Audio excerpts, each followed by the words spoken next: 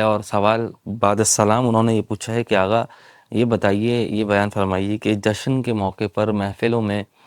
پٹاخے پھاڑے جاتے ہیں اور وہ بم اور آتش بازی اور ہوا میں بھی کافی زیادہ آتش بازی کی جاتی ہے، اس کے حوالے سے کیا شریعت میں کوئی حکم ہے کہ اگر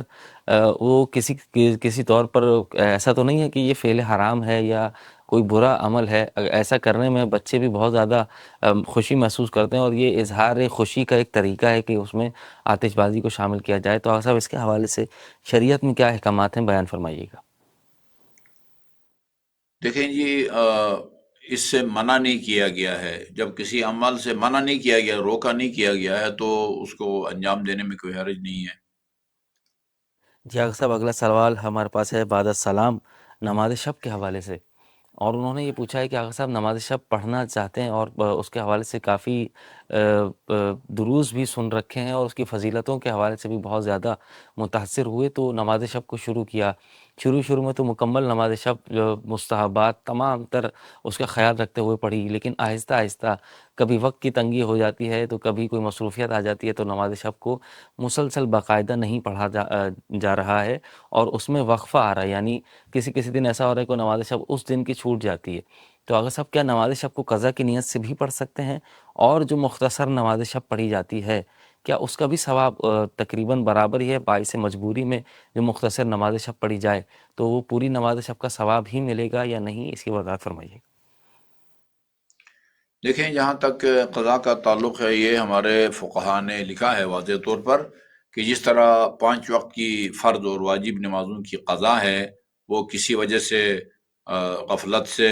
بھولے سے یا جان بوجھ کے بر وقت نہ پڑھیں تو بعد میں اس کو قضا بجا لانا واجب ہے۔ اسی طرح جو ہمارے نوافل ہیں 34 رکعت، وہ اگر کسی وجہ سے رہ جائیں تو ان کو بھی قضا بجا لانا جو ہے نا وہ مستحب ہے۔ البتہ اور جہاں تر وہ مفصل اور وہ مختصر کا تعلق ہے، ظاہر ہے ذکر خدا جتنا زیادہ ہوگا جو ہے نا وہ اتنا ہی اس کا اجر ہوگا۔ جیسے رکوع میں آپ صرف سبحان ربی العظیم و بحمدہ کہتے ہیں، حتیٰ آپ کی واجب نماز میں بھی، صبح کی نماز میں اگر آپ یہ ذکر رکوع کے بعد یا ذکر سجود کے بعد سبحان ربی العظیم کے بعد یا سبحان ربی الاعلیٰ کے بعد اگر صلوات نہ پڑھیں تو بھی آپ کی نماز ہو جاتی ہے۔ صلوات تو صرف تشہد میں واجب ہے، اس کے علاوہ باقی دعائے قنوت سے پہلے بھی، دعائے قنوت کے بعد بھی، رکوع میں بھی، سجدے میں بھی ہم صلوات پڑھتے ہیں۔ صلوات کے بغیر بھی نماز صحیح ہے، لیکن صلوات کا جو ثواب ہے وہ نہیں ملے گا جب تک آپ صلوات نہیں پڑھیں گے۔ ظاہر ہے ایک ذکر کو جو ہے نا اگر آپ کریں گے تو اس کا اجر ملے گا، نہیں کریں گے تو اس کا اجر نہیں ملے گا، فرق تو ہوگا۔ جی آغا صاحب، بہت بہت شکریہ۔ اگلا سوال ہمارے پاس ایک خاتون کی جانب سے موجود ہے بعد السلام، انہوں نے یہ پوچھا ہے کہ آغا صاحب نیمہ شعبان کے تمام تر اعمال کر لیے، ہر ایک نماز پڑھ لی، تمام تر تیاریاں کر لیں، سحری کا اہتمام بھی کر لیا، وہ دعائیں اور وہ اعمال وہ ساری چیزیں مکمل کر لیں، سحری کر کے نماز فجر سے فراغت پائی، اب جو سونے کے لیے لیٹے تو مجھے یہ خیال آیا کہ جب میں نے غسل کیا تھا تو وہ غسل جو تھا واجب غسل جنابت جو میں کر رہی تھی، اس میں میں نے اپنے سر کو، کیونکہ بال بہت زیادہ گھنے ہیں اور جب کام زیادہ ہوتے ہیں تو بال نہیں دھو پاتی کیونکہ وہ گیلے کافی دیر تک گیلے بال رہتے ہیں تو کافی وہ باعث زحمت بنتے ہیں ان کو سکھانا اور ساری چیزیں، تو اس وجہ سے وہ نہائی ضرور تھی لیکن وہ مکمل طریقے سے انہوں نے سر کو نہیں دھویا تھا اور غسل بھی مکمل طریقے سے نہیں کیا تھا کہ وہ بال گیلے نہیں کیے۔ تو آغا صاحب جب اس طرح سے انہوں نے بعد میں خیال آیا تو کیا اب جو ان کی تمام تر عبادتیں ہیں، نمازیں ہیں اور روزہ جس کی نیت سے وہ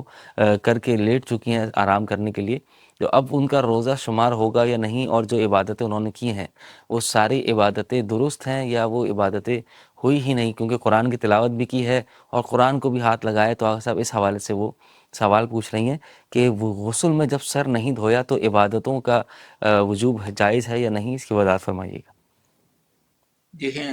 سر نہیں دھویا یعنی یہ پانی جو ہے نا وہ نہ بالوں تک پہنچا ہے، نہ